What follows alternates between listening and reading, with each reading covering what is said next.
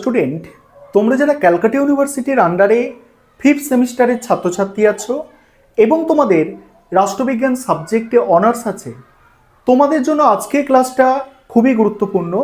আজকের ক্লাসে তোমাদের ডিএসই A1 এবং A2 পেপারের 100% কমনযোগ্য সাজেশান নিয়ে আলোচনা করব এবং পরীক্ষার সময় এই দুটো পেপার কিভাবে তোমরা তৈরি করবে সেই বিষয়েও আলোচনা করব।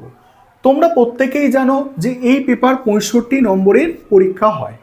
সেক্ষেত্রে প্রথমেই তোমাদের 15টা এসএকিউ দেওয়া থাকে। এসএকিউর জন্য তোমরা যেটা প্রথমেই করবে সেটা হচ্ছে ইয়ারের প্রশ্ন। 2022, 2021 এবং 2020 এই 3 বছরের প্রশ্নপত্রের সমাধান তোমরা এসএকিউতে করবে। এবার আছে বড় প্রশ্ন। বড় প্রশ্নের জন্য আমি সাজেশানটা একদম খুব ভালোভাবে ব্যাখ্যা করেছি। সেখানে বলেছি যে 2022-এর প্রশ্ন খুবই গুরুত্বপূর্ণ। আমি স্ক্রিন রেকর্ডের মাধ্যমে দেখাচ্ছি, তোমরা দেখো। আর 2022-এর প্রশ্ন, এই যে পেপার দুটো আছে, এই পেপারের ক্ষেত্রে কোন মডিউল থেকে তোমরা হুবহু প্রশ্ন কমন পাবে, কোন মডিউল থেকে একটু বেশি 10 নম্বর বা 15 নম্বরের প্রশ্ন করতে হবে, সেগুলো আমি বিস্তারিত ব্যাখ্যা করেছি। তোমরা সাজেশানটা দেখে নাও, আমি স্ক্রিন রেকর্ডের মাধ্যমে তোমাদের দেখাচ্ছি। আরেকটা বিষয় তোমাদের বলবো, তোমাদের জন্য অনলাইন কোচিং ক্লাস চলছে। তোমরা যদি কেউ পরবর্তী সেমিস্টার অর্থাৎ 6th সেমিস্টারে অ্যাডমিশন নিতে ইচ্ছুক থাকো, তাহলে স্ক্রিনে যে নম্বর দেখতে পাচ্ছ এই নম্বরে যোগাযোগ করে অ্যাডমিশন নিতে পারো।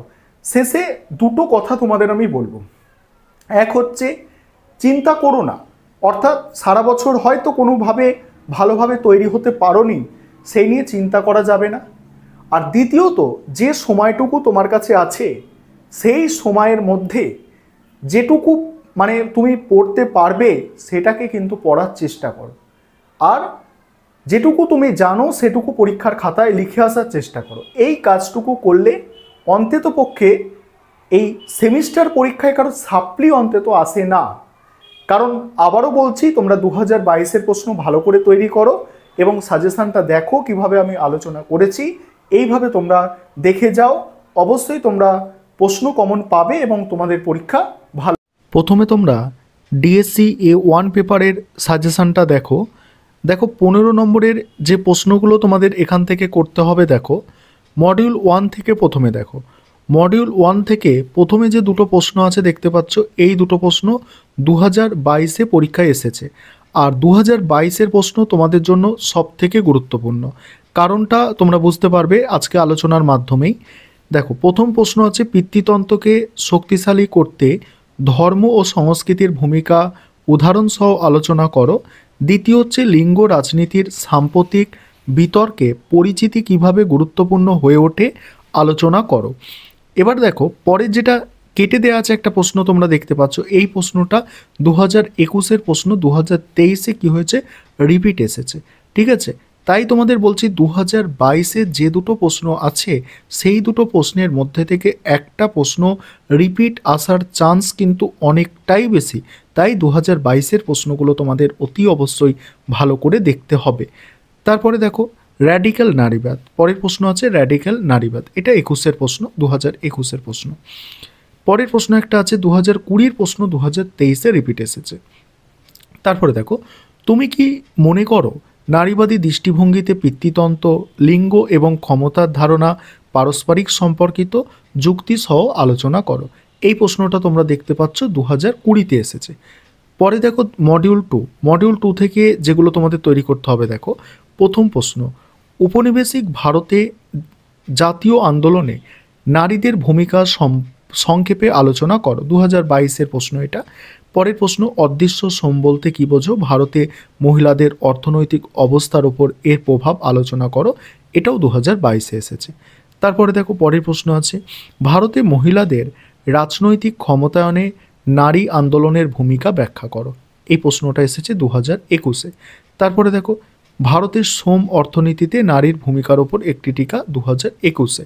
তারপরে দেখো, সাম্প্রতিক ভারতে নারী আন্দোলনের সত্তার প্রশ্নটি কি ভূমিকা পালন করে, 2020-তে এসেছে। তারপরে দেখো, পরের প্রশ্ন আছে পুনরুৎপাদিত শ্রম ও যত্ন শ্রমের মধ্যে সম্পর্ক। এখানে একটা জিনিস খেয়াল করো যে মডিউল 2-এ কিন্তু কোনো প্রশ্ন রিপিট আসছে না, দেখছো আমি পরপর লিখে রেখেছি তোমাদের সুবিধার্থে, কোনো প্রশ্ন রিপিট আসছে না। অর্থাৎ তোমাদের আমি বলবো 2022-এরটা তো ভালো করে দেখবে মডিউল 2 থেকে, বাকি যে প্রশ্নগুলো আছে সেগুলোও দেখে যাও, কারণ এই প্রশ্নগুলো, এই 6টা প্রশ্ন দেখলে তবে তোমরা কিন্তু এখান থেকে একটা কমন পেতে পারো, কারণ তোমরা দেখছো রিপিট সেভাবে কিন্তু এখানে কোনোভাবে রিপিট আসছে না, তাই 6টা তোমাদের করে যেতে হবে এখানে। তারপরে 10 নম্বরের প্রশ্ন দেখো মডিউল 1 থেকে।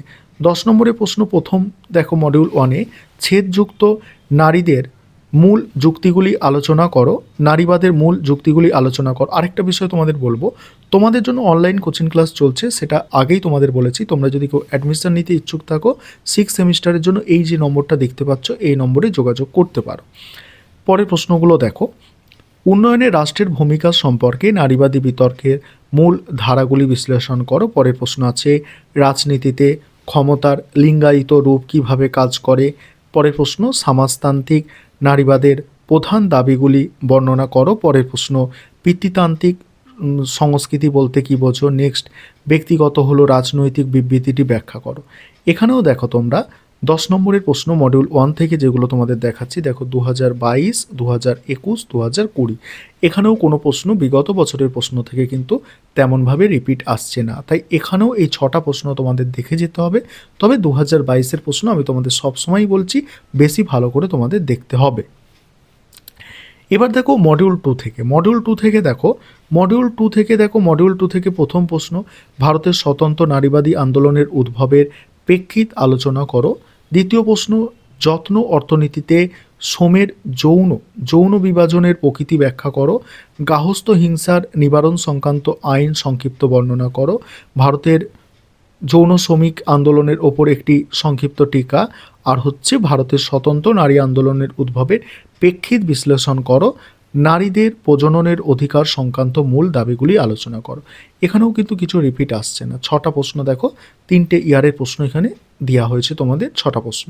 এখান থেকেও প্রত্যেকটা প্রশ্ন তোমাদের তৈরি করতে হবে, তবে 2022 ভালো করে দেখতে হবে। এবার তোমাদের যাদের ডিএসসি A2 পেপার আছে তোমরা দেখো, এবার A2 পেপারের সাজেশানটা দেখো। A2 পেপারে দেখো মডিউল 1 থেকে তোমাদের যেগুলো করতে হবে, প্রথম দেখো দুটো প্রশ্ন, এই দুটো প্রশ্ন 2022-এর প্রশ্ন।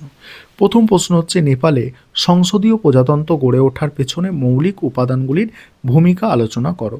দ্বিতীয় প্রশ্ন দক্ষিণ এশিয়ার রাজনীতিতে ভূরাজনৈতিক উপাদানগুলির প্রভাব সম্পর্কে আলোচনা করো।